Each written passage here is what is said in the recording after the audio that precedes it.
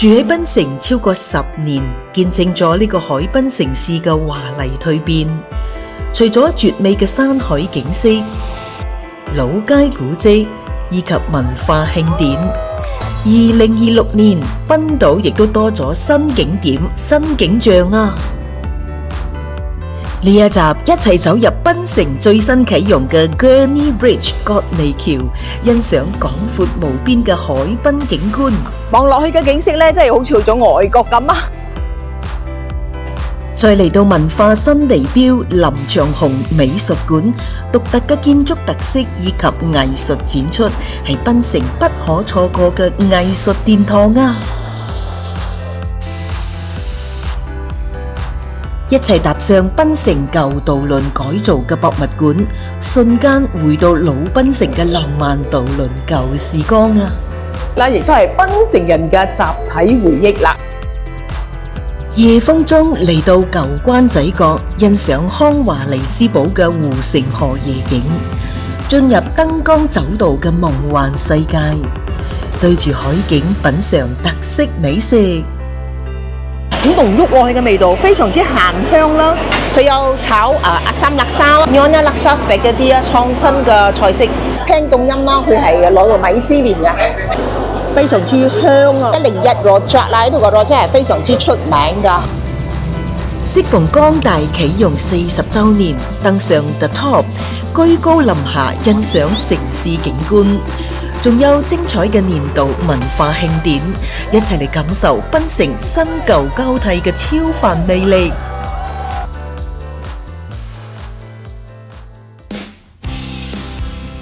住喺檳城呢個海濱城市，即使冇出遠門，經常都會有旅行嘅感覺㗎。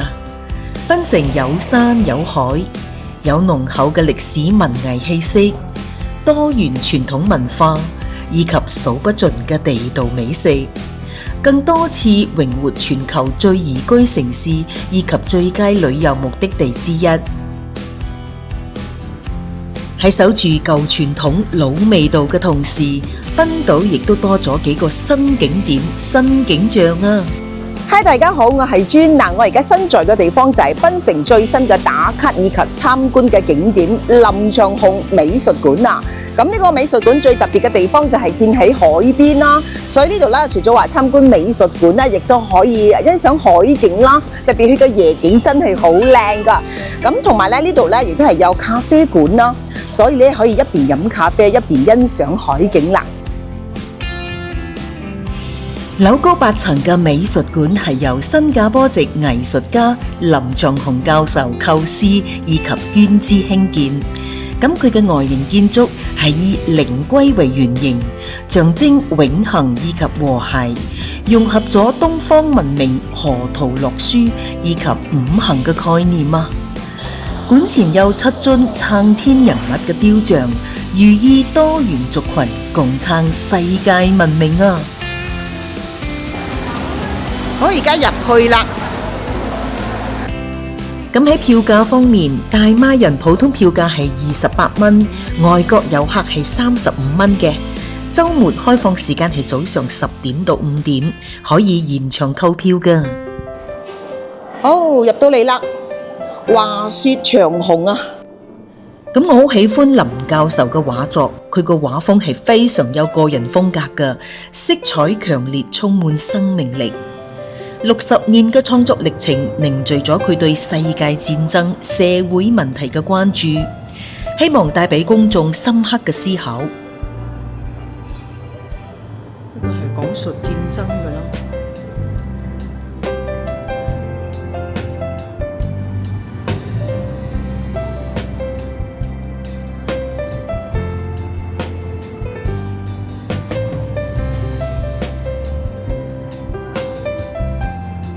我亦特別鍾意佢筆下展現嘅南洋農村風情啊！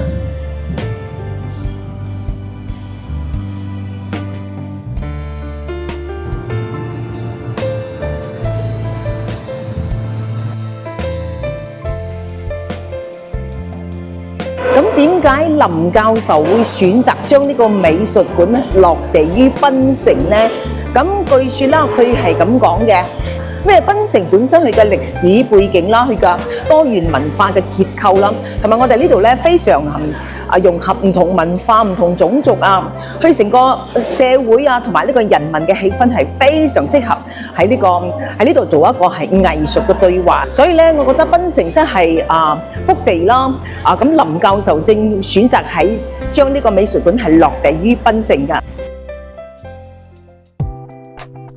第二站嚟到賓島東北部嘅新關仔角 Gurney Drive， 進入最新啟用嘅 Gurney Bridge 葛尼橋。咁呢一條亦都係通往安達曼人造海島嘅新橋啊！檳城安達曼島係大馬第一個15分鐘城市嘅人造海島，結合咗住宅、商業以及休閒空間嘅海濱城區。咁呢一條橋亦都將繁華嘅新關仔角、葛尼灣以及安達曼島直接連接，未來亦都係賓島重點打造嘅旅遊景點之一啦。咁葛尼橋全長只係1.2公里，設有行人走道，好適合步行以及跑步㗎。企喺橋上可以欣賞到優美嘅景色，亦都成為近期最熱門嘅打卡景點啦。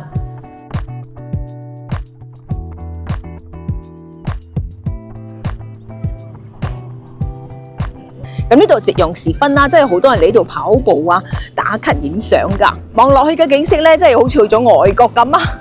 好不一樣嘅檳城啊，新嘅檳城啊！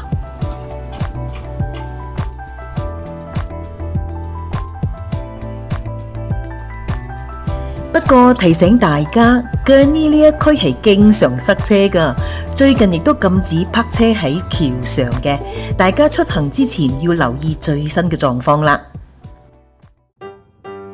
咁由葛尼橋短短幾分鐘車程就嚟到 Streets Quay 廣場啦。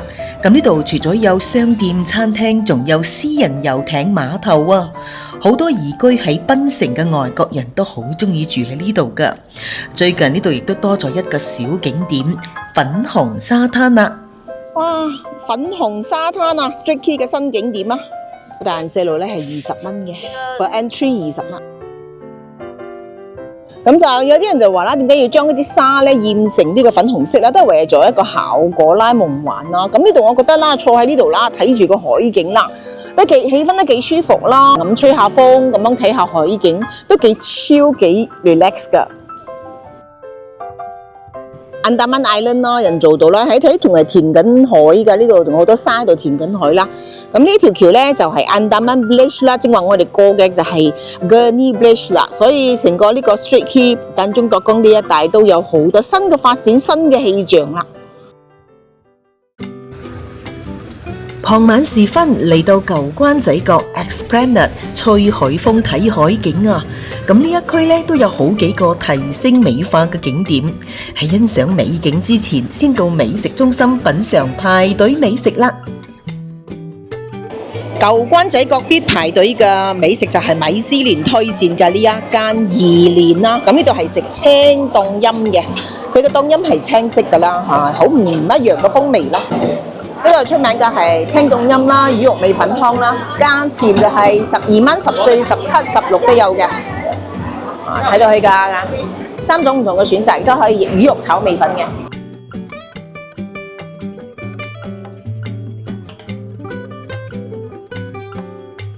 我阿姨啊，佢阿蓮。阿姨同埋阿蓮啊，呢個係阿姨哥，呢個係阿蓮妹。咁佢話佢嘅凍陰咧係有好多咩香料啊？香料啦，同埋一啲青檸檬係咪？有。青檸檬嘅味道有一種獨特嘅清香味咯。賣凍陰賣到有米其林推薦啊！咁檳城都係呢一間啫咯，因為呢個佢嘅凍陰，佢係自創嘅凍陰，同一般嘅泰國凍陰係唔一樣嘅啦。佢亦都好多配料啦。我哋叫嘅係炸魚肉啦。好，試下睇啦，排隊美食半個小時啊，等咗，試一啖佢個湯啦。哦，佢真係濃郁啦，有一種獨特嘅嗰種香料同埋佢個清香嘅味道，一啲青檸嘅味道啦。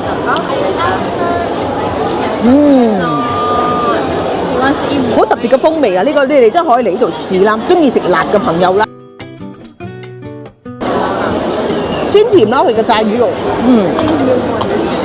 好新鮮啊！所以佢嘅用料新鮮啦，佢個湯又夠濃郁啊，夠一種清新啊、清香嘅味道咯，好推薦下咯！如果你真係未食過啦，真係可以嚟呢度排隊啊！亦都點咗呢一間啦 ，Love My Pasta。咁佢有好特別嘅咧，有炒阿參叻沙啦，有一啲係 Nyonya Laksa Spaghetti 都有啦。咁我今日點嘅係 Nyonya Laksa 啦嘛。好，大家如果想食一啲創新一啲嘅 spaghetti 啦，都可以嚟到呢一檔啦。好特別啊！你睇而家啲嘢啦，哇，好精緻啊 ！Nyonya Laksa Spaghetti 啊，創新嘅菜式。Nyonya Laksa啦，賣相都好唔錯喎，有蝦啦，佢嘅呢個好多料下啦，亦都有啲炸魚肉啦。咁啊，呢一碗咧係9蚊嘅。咁啊，見到呢一個檔口啦，我係未食過㗎，今日試下一啖佢個湯先。哇，好濃郁喎！佢嘅味道非常之鹹香啦 ，creamy 啦，同埋咧食到有一啲蝦味啊熬出嚟嗰種鹹香嘅味道啦。佢唔會太辣啦，但係佢嘅椰奶味好重下嘅，香料味好足咯。呢一個Nyonya Laksa係真係好好食下咯，可以啊嚟到舊關仔角啊，呢個真係可以食啊！哇，呢個超正啊，好 fusion 㗎，呢個係Nyonya Laksa Spaghetti 咯。非常創新嘅一道麵食啦，意大利麵。佢呢個 spaghetti 咧係偏辣㗎，因為入邊有放指天椒辣椒仔㗎啦，所以中意一啲比較香辣啊，又想試下創新麵食嘅朋友啦，咁呢個Nyonya Laksa spaghetti 咧好啱你啦，我覺得都幾好食啦，好香濃啊，佢個醬汁濃啦 ，creamy 啦，跟住佢嘅 spaghetti 亦都係非常之爽口嘅。另外一檔必食嘅就係呢度係101 Rojak 啦，呢度個 Rojak 係非常之出名㗎，係都係老字號啦。呢個係佢嘅價錢啦，Rojak有5蚊、8蚊或者15蚊，佢都係加料嘅。咁呢度除咗可以食到傳統嘅 Rojak， 亦都有水果片 Rojak 啊！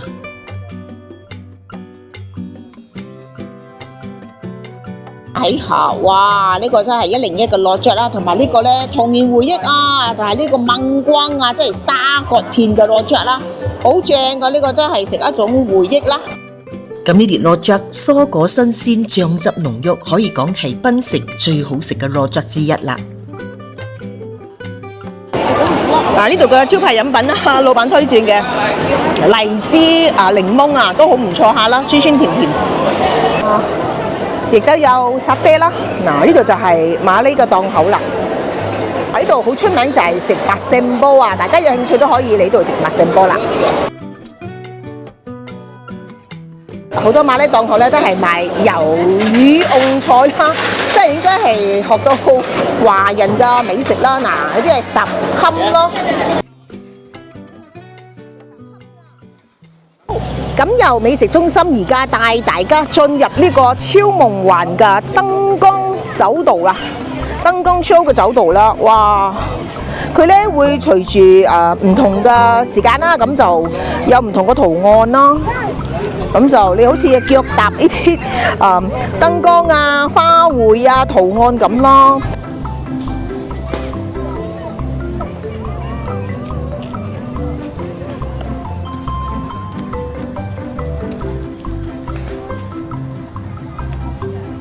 非常夢幻嘅燈光 show 嘅一個步道啦，即係走道啦，咁啊可以一家大細嚟呢度散心漫步啦。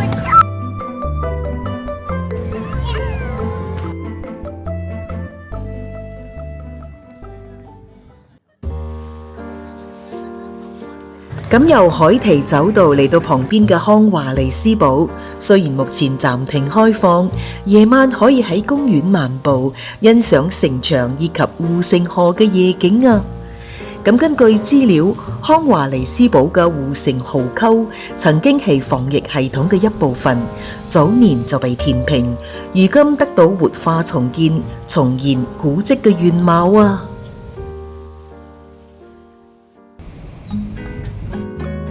下一站帶大家嚟到全新嘅檳城渡輪博物館，回到浪漫嘅渡輪舊時光啊！昔日載人載車嘅檳城雙層渡輪喺2020年係停止營運嘅。如今經典嘅黃色舊渡輪華麗轉身，改造成為博物館啊！亦都係亞洲第一座漂浮喺海上嘅博物館，係嚟到檳城不可錯過嘅新景點啦。佢嘅票價啦，咁就本地人係大人係29蚊啦，外國人係39嘅 ，VIP 就比較貴啲啦。上到嚟咧，好似腳浮浮咁噶，即係有啲好似喺渡輪嘅感覺啦。而家入去啦。檳城舊渡輪係由1894年開始啟用，係大馬歷史最悠久嘅渡輪服務，連接咗賓島以及威省，承載咗幾代人嘅集體回憶。咁呢個博物館嘅展廳都好豐富噶，有歷史文物、渡輪模型、船長控制室等等噶。呢度咧有展示咧唔同階段嘅渡輪嘅佢嘅外形啦、建築嘅特色啦。哇！我諗唔到佢哋會展出咁多好細緻、好精緻嘅呢啲好似係微型造型嘅呢個設計啦，好靚啊！我呢度亦都有展示啦，當年啦1988年啦，曾經係渡輪碼頭係倒塌㗎啦。咁我相信呢件事件啦，係真係檳城人嘅一個非常重大嘅創傷嘅回憶啦。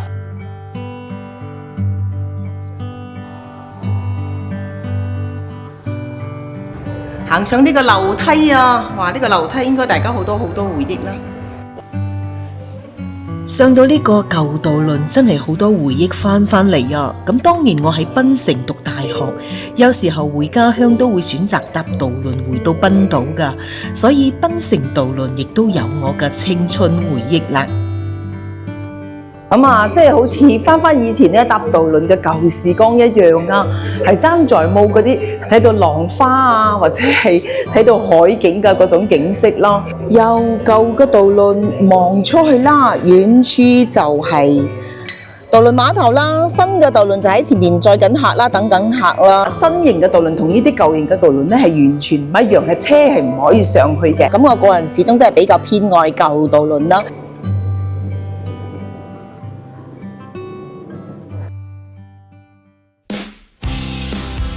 下一站帶你登上檳城最有代表性嘅地標康達江大啦。咁適逢江大啟用40週年，本地人登上 The Top 係有特別優惠㗎，所以我亦都趁機重遊呢個歷史景點啦。咁即日起至2026年11月30號，檳城居民或者喺檳城工作嘅人士，可以憑身份證等證明，以10 ringgit 嘅優惠體驗唔同嘅景點啦。而外國遊客亦都有套票嘅優惠㗎。一個景點一個項目咧係10蚊嘅，咁今次就把握機會啦，上去呢個68樓嘅 Skywalk 啊，睇下欣賞下呢個檳城嘅景色啦。而家買飛上去啦。啲時候飛完嘅，哇耶！哇 ，so nice！ 我真係睇到好靚㗎呢個城市嘅景觀啦，同埋一啲海濱嘅景色啊。呢一條行嘅咧就係橋啊！哇！呢個如果係冇畏高嘅人啦，咁你哋可以行呢一個咯。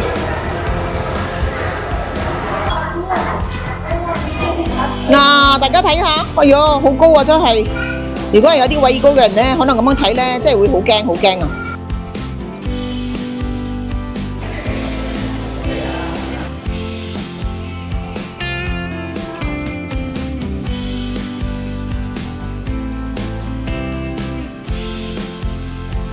排隊等候入去呢個 Skywalk 啦。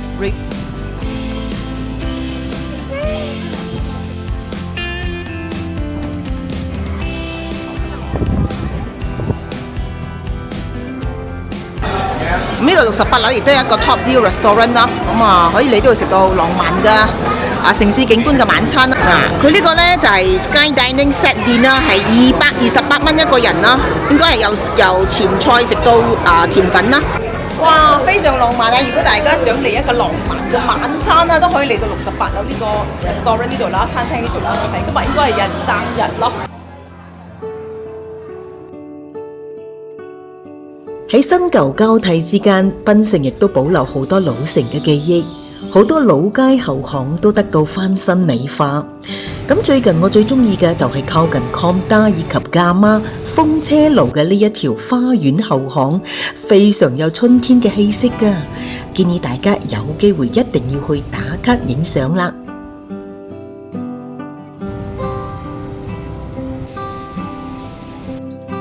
咁檳城亦都傳承好多傳統文化習俗，除咗新年廟會，亦有傳承100年嘅大旗鼓遊行啊！喺呢度就分享2025年12月一啲精彩嘅大旗鼓遊行演出啦！哇！Persekutuan Wushu Tradisional Singapura.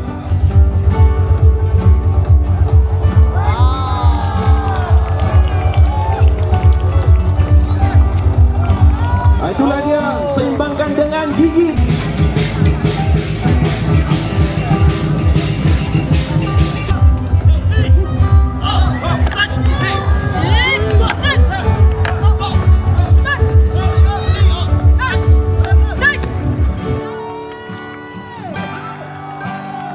Pak 表演带给大家，再次掌声献给冰城红军馆，有稳定度、平衡等等等等。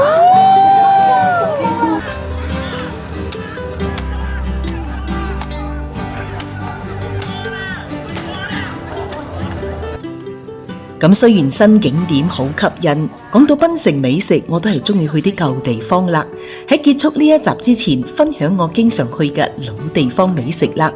就比如話著祿東郵政局對面嘅呢啲小檔口，有我最喜歡嘅平民美食，香氣十足嘅鹹魚炒飯啊！呢個真係靚女炒飯，著祿東靚女炒飯啊！佢嘅炒飯嘅，你睇佢嘅手勢哦，即係好有格勢咯，即係好純熟啊！呢個就係鹹魚炒飯啦，睇個賣相好似平平啦，但係咧味道好正㗎，呢個真係平民美食啦，大家加少少呢個辣椒醬啦。必點嘅就係呢度嘅排骨黃炒飯或者係鹹魚炒飯啦。呢個咧我次次都會嚟打包啦，或者嚟呢度食嘅。你會咬到一啲佢嗰啲鹹魚碎啊，佢個香啊鹹香嘅味道咯。你個炒飯咧鬆鬆軟軟嘅咯，唔使係個飯粒喎，真係每一粒粒分明咁樣啊！呢個真係算係好好食嘅炒飯。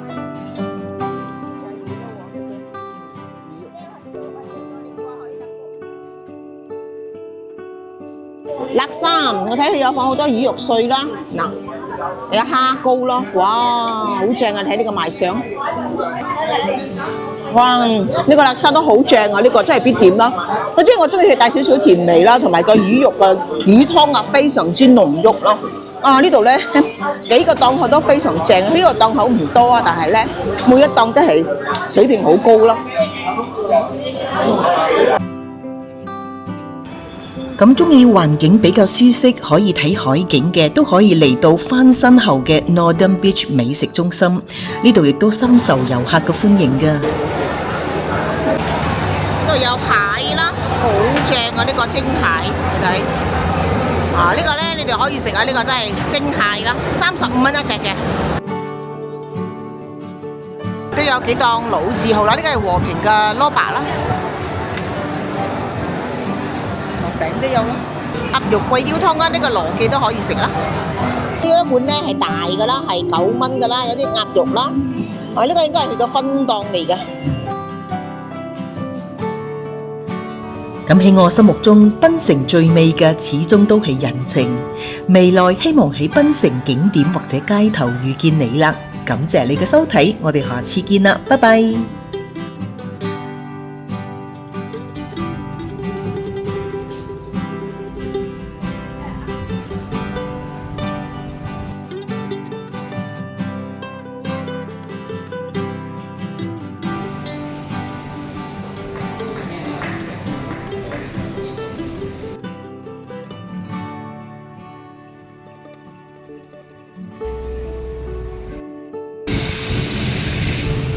門飛係大人係25啦，細路係一半咧，亦都有解說嘅，係有人可以解釋佢嘅故事啊、背景咁嘅啦。